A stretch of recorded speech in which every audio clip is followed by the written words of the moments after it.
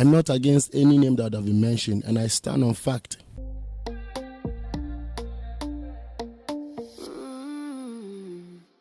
Looking at some current trends on the net today, Stonebwoy defends his comments on a Grammy article about hip life music in Ghana. Real quick, let's talk about the baking issue of the moment. Yeah. That Stonebwoy was displeased with an article that was published on the Grammy portal. Yeah. And you are still challenging it. Do you still stand by it that there is no way we can write the hip life history and sound of Ghana and omit a page from a Stonebwoy page in that book?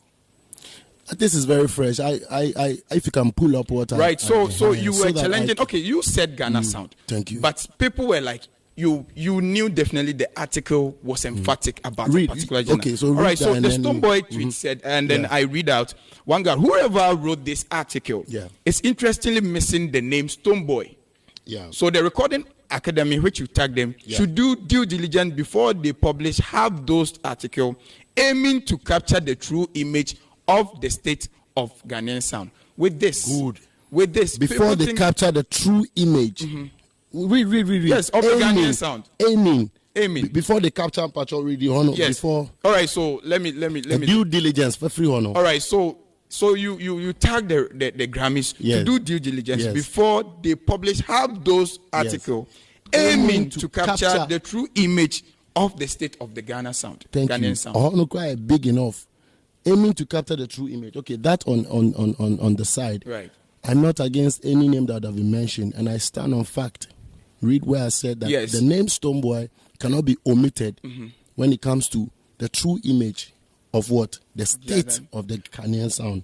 Which I think people have not disagreed, but they are disagreeing on the premise that this was emphatic. Unless, of course, today Overlord want to tell me, please do you have... Hold on. Continue. This was emphatic to high life. To hip life. To hip life. And the era, it was very emphatic about an era. But it mentioned some other artists who were not in that era.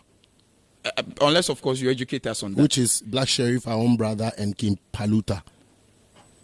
Okay, so, And then he goes on this morning to say, Black Sheriff ranks as one of the Ghanaian artists essential to Ghanaian hip life. Look, that's what's on the portal. Have you seen this? How do you explain that?